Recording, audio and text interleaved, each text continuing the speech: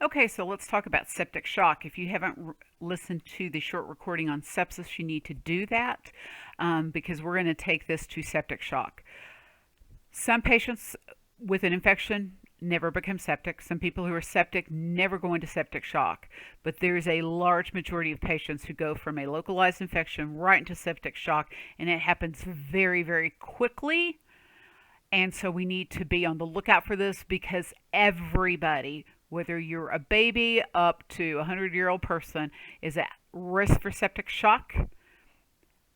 So we need to watch for this. This is where things like our Mu score, which you do have at the end of your notes after obstructive shock, will trigger on your computer. You may get a Sears trigger on your computer, on your EHR. So we need to pay attention to this. Okay, so we've talked about the basis of sepsis. Now we're just going to take this to septic shock. And certainly what happens is this infection overwhelms our immune system, and our immune system actually just goes haywire. So by definition, sepsis is a life-threatening organ dysfunction caused by a dysregulated host response to infection. Septic shock is a life-threatening complication of sepsis in which the underlying circulatory and cellular or metabolic abnormalities are profound enough to substantially increase mortality. That is the definition of septic shock. So if your patient goes into septic shock, they're really at risk for being DRT, dead right there. So, clinical manifestation, your early signs will be tachycardia. It could be normal or slightly elevated blood pressure, warm skin, flush, confusion, maybe a little oliguria. In the early stages, they will have increased COCI because the compensatory mechanisms are working. I never spend a lot of time here because they don't stay there very long. That can be called that kind of warm shock. The cold shock or the late, there's still tachycardia. They're going to have low blood pressure. They're going to have cool, pale skin, decreased LOC, anuria, hypothermic. That is where those compensatory mechanisms are no longer working for us. So what do we need to do is we need to know our clinical criteria of what sepsis is.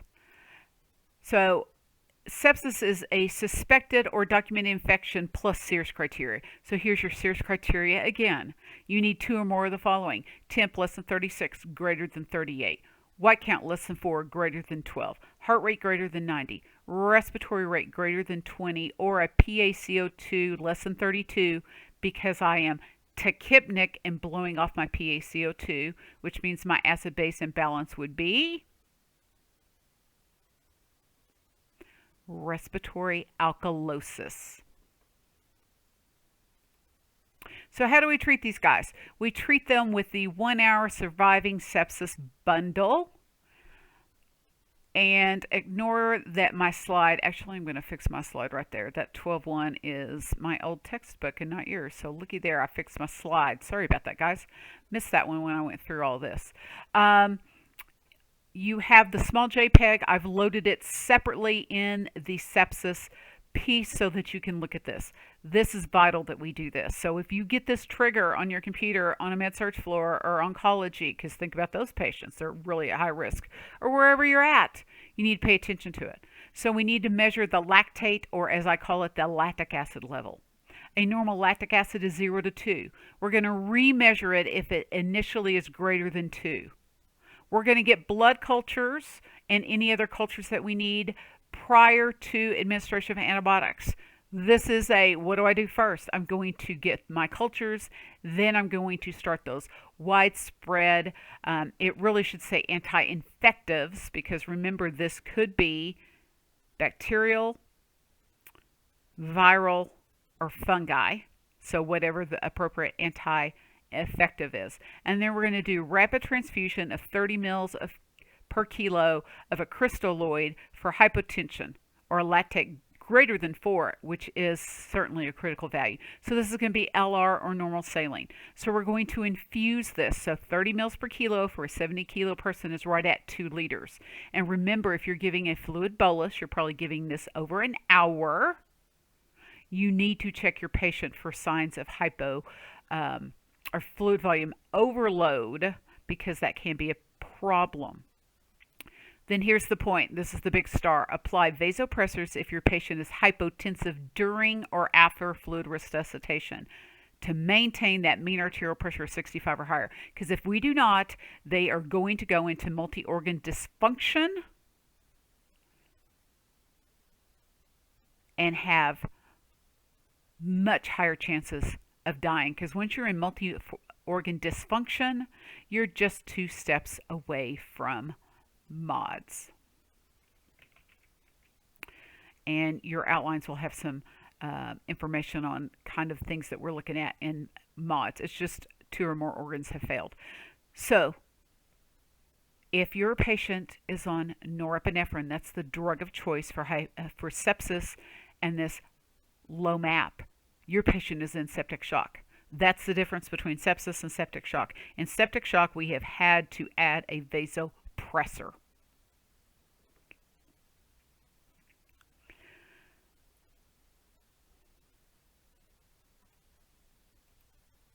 All right, let me go back to sepsis. So in your outline, it does have treatment and management, and this comes from your book. First thing, or let's not get septic. So let's use hand hygiene. Let's do good oral care for patients who are intubated or patients who cannot do their own oral care. Catheter and wound cares. If they have a Foley or a central line and don't need it, we should be assessing every day according to the CLABSI and CLAUDI bundles. Do they still need these lines? And if we don't, we need to get rid of them. Remove the source of infection. If it's a UTI, take the Foley out. If lots of facilities now are, if patients are showing up with a urinary catheter, a Foley that came from the nursing home or rehab or wherever they were at, they DC that line. Get rid of the central line.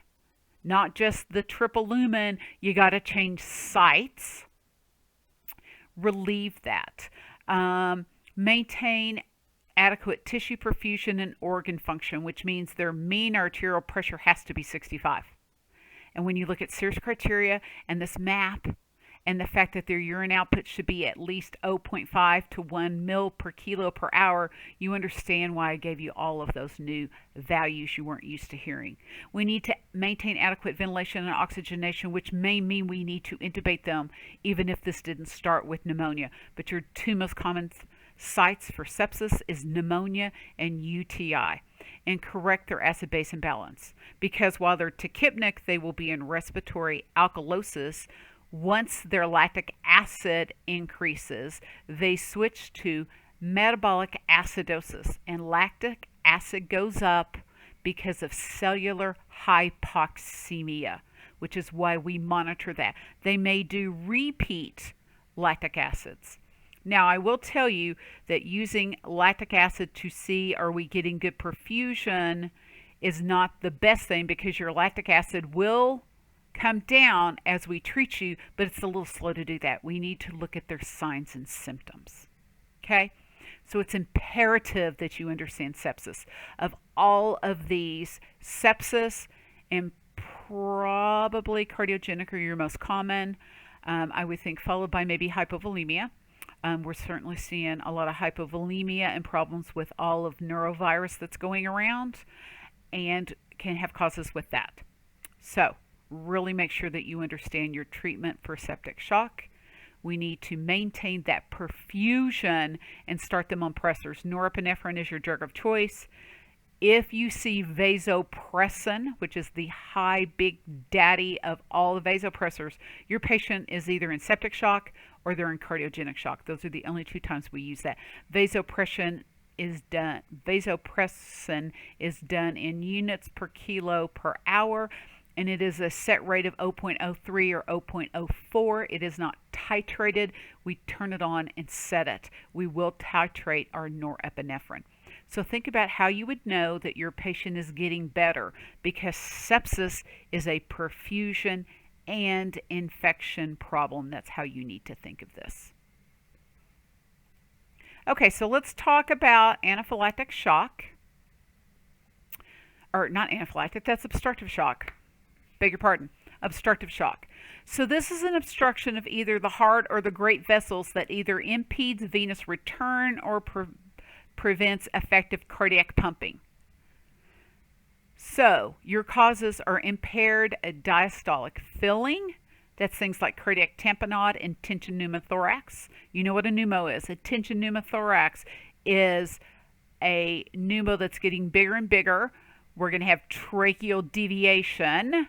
It's putting pressure on the heart where the heart can't pump. That is what happened in your sim with Adam James. We can have increased right ventricular afterload. That's pulmonary edema. The blood has a hard time getting out of the right ventricle into the lungs. And increased left ventricular afterload are things like aortic dissection, aortic stenosis. Blood can't come out. So fundamentally, when you think of obstructive shock, you think of, is this cardiac tamponade? Is this pulmonary embolism? I threw tension pneumothorax in there because you've had it with the sim and probably haven't heard of it. So when you think of obstructive shock that way, then what our treatments is to eliminate the obstruction or the compression. So do we know what cardiac tamponade looks like? Yes, we have muffled heart sounds. We have low blood pressure. We have tachycardia. We have JVD. Tension pneumothorax, you'll have decreased breath sounds on the affected side. Tracheal shift away. When you see that tracheal shift, that patient's about to die. Pulmonary embolism, tachycardia, tachypnea, hemoptysis, decreasing O2 sats. That pleural pain that comes on. So how are we going to treat it? So for cardiac tamponade, we can do a pericardial centesis. They'll put a pericardial drain. We do that at the bedside. Drain that fluid off so that it can pump. Tension pneumothorax, that's an emergency decompression. They can literally use a needle. They will poke a needle in their chest, they as in healthcare providers, not you as the nurse, and deflate that and put a chest tube in. And certainly for pulmonary embolism, we will give them the clot buster, anticoagulation, may do a thrombectomy. So when you think of obstructive shock, think of what's causing it and how to treat it, because that's the easiest way to look at this. Is it cardiac tamponade? Is it tension pneumothorax? Is it pulmonary embolism? Okay, so let's talk quickly about the Muse score. So it stands for Modified Early Warning Score, so Muse for clinical deterioration. We are looking at what's their blood pressure, heart rate, respiratory rate, temp, and LOC, or sometimes they call it AVPU, which is alert, voice, pain, or unresponsive. So how are they responding?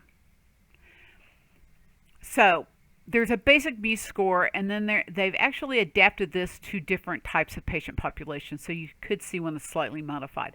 The JPEG, you can blow it up and look at it. I wanted you to see that it's scored positive to negative, and we go from green is good to yellow, oh, we got a problem, to big O red, which means we've got a big problem. So for any parameter that's scored at +3, you need to consider higher level of care for that patient. So if they are on the floor, they need to go to the unit. The biggest piece I can say to you is don't ignore the warning signs in your EHR. If you get alerted for a Muse score, it happens all the time in the unit, and nurses are like, oh, of course they're in the unit, but are they having a change? And we need to look at this. They may also do other types of scores like a Q-SOFA, a quick SOFA, or a SOFA score, which is looking at the same thing, and those actually tell us about increased risk for mortality. So whatever scoring we're using, you need to pay attention to it and let your healthcare provider know. And if your patient's that deteriorated, call a rapid response and get them to the unit. All right, we're going to stop this recording here.